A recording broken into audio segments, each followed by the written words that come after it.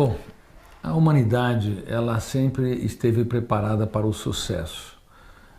Pais ensinam os seus filhos a se educarem para terem sucesso, os professores ensinam os seus alunos para que tenham sucesso nas provas, nas empresas as pessoas também são estimuladas a cada vez mais terem sucesso e subirem na carreira. Claro, o sucesso é muito importante, mas não há céu sem tempestades, nem caminho sem acidentes.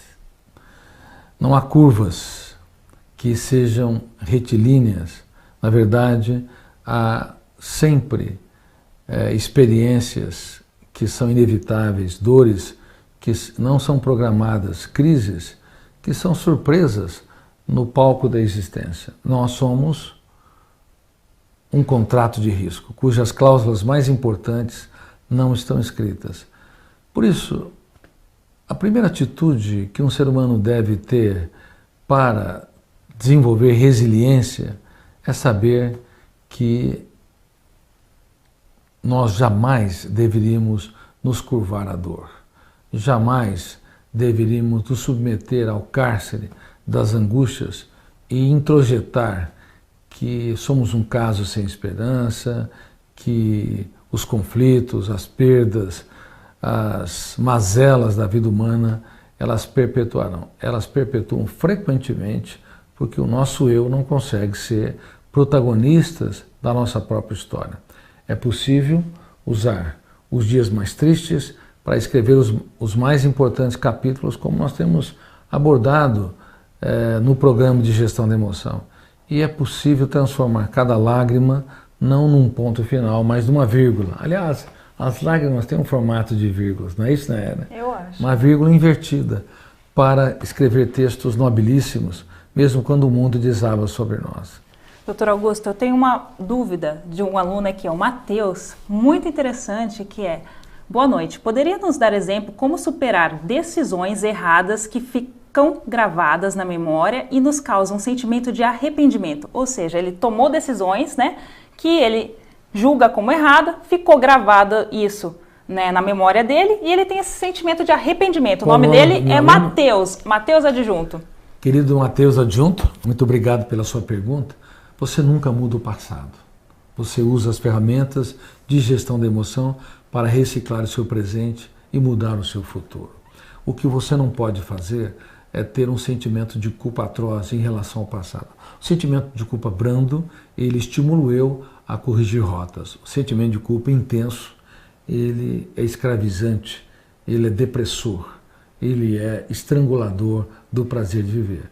Por favor, nunca você se puna excessivamente. O sentimento de culpa brando, ele é muito pedagógico, intenso, ele é destruidor. O que você deve fazer? Por favor, seja um ser humano melhor hoje, dê o melhor de si para que os outros sejam felizes, abrace mais, pelo menos faça 3 elogios por dia para as pessoas que você convive, para as pessoas que você ame, e saiba que você é um ser humano imperfeito convivendo com pessoas imperfeitas. Se você quiser conviver com pessoas perfeitas, é melhor você mudar de planeta sozinho, porque isso não vai acontecer. E se você achar que você é um ser humano de seu menor valor porque falhou, você não está usando as ferramentas de gestão da emoção de maneira adequada. Porque as ferramentas de gestão da emoção não é para você se punir, é para você escrever os capítulos mais nobres da sua história nos momentos mais difíceis. Use a sua dor, use a sua crise, use a sua estupidez passada, use a sua arrogância, enfim, os seus erros do passado, não para você se tornar alguém sem oxigênio. Pelo contrário, para que você corra mais solto em direção ao seu futuro e possa transformar o mundo, pelo menos o seu mundo. Bárbaro, doutor Augusto. A próxima aluna é a Manu Piara. Ela perguntou: a frustração pode gerar a estafa emocional?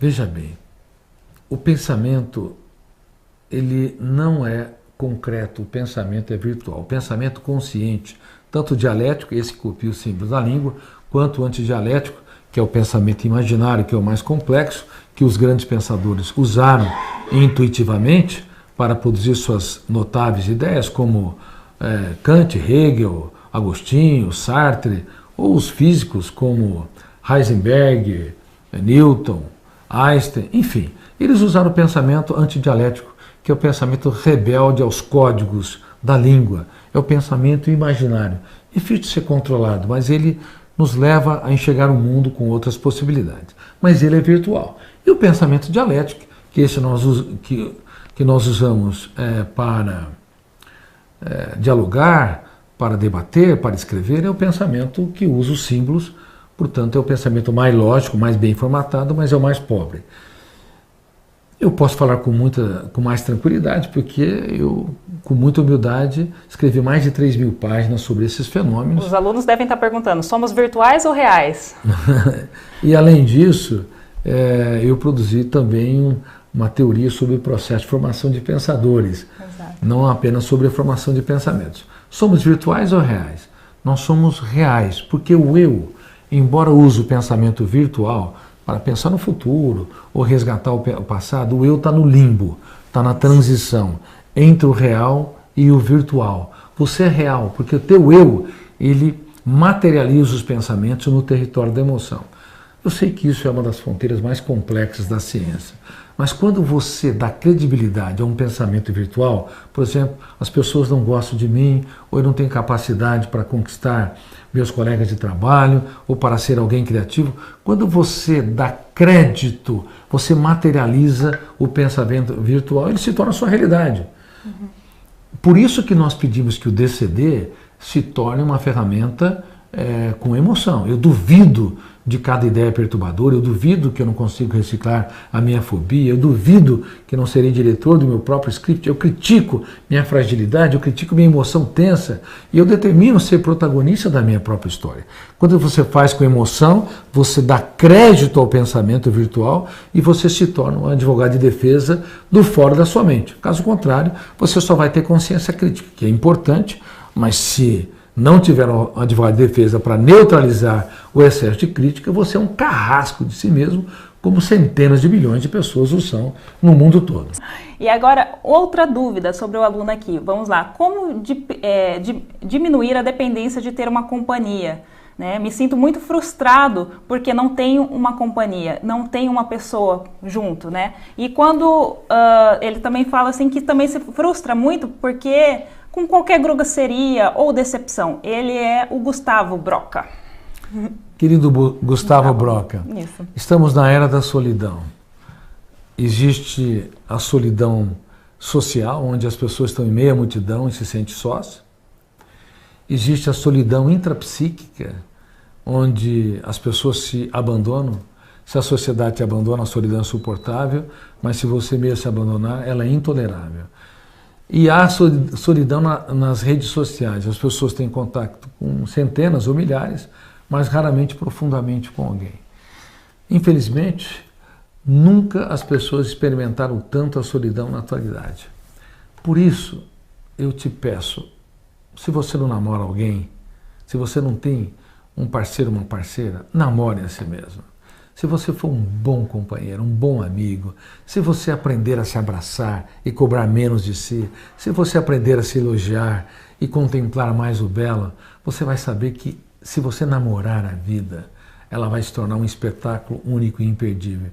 Mas se você tiver alguém do seu lado e você não tiver um romance com a sua própria história, o amor dele ou dela nunca vai ser suficiente para te satisfazer. Reitero, antes de namorar alguém, namore a sua própria vida. E se você se sentir seguro, contemplativo, ser bem-humorado, exigir menos de si, fazer coisas interessantes, ter finais de semana solenes, ter hobbies. Se alguém não te dá flores, você vai na floricultura e compra flores para si. Enfim, se você tiver esse romance com a sua própria história, você vai irradiar alegria, inspiração, otimismo e alta autoestima. As pessoas serão contagiadas com você. Mais rápido do que você imagina, vai ter pessoas querendo estar ao seu lado, porque você simplesmente mostrou-se um ser humano incrível, encantador e inspirador. Doutor Augusto, eu tenho uma dúvida. Você acredita que se a gente trabalhar mais a nossa autoestima e a nossa autoimagem, isso estrutura e nos ajuda para lidar melhor com as frustrações? Nos ajuda muito. Uma pessoa que tem baixa autoestima, ela não tem proteção emocional. Pequenos problemas têm um impacto muito grande. Ela desenvolve a síndrome tri-hiper, ou seja, hiper preocupação com a imagem social. Se alguém ofende, critica, rejeita, o impacto é enorme. Hipersensibilidade, ou seja, o eco dos estímulos estressantes também é muito grande. Não apenas a preocupação com a imagem social, mas também intolerância a frustrações. E a outra hipersensibilidade, uma pessoa que tem baixa autoestima, ela é hiperpensante, a mente é muito agitada, ela se autofrustra. Como eu lhes disse, se autocobra e se autopune.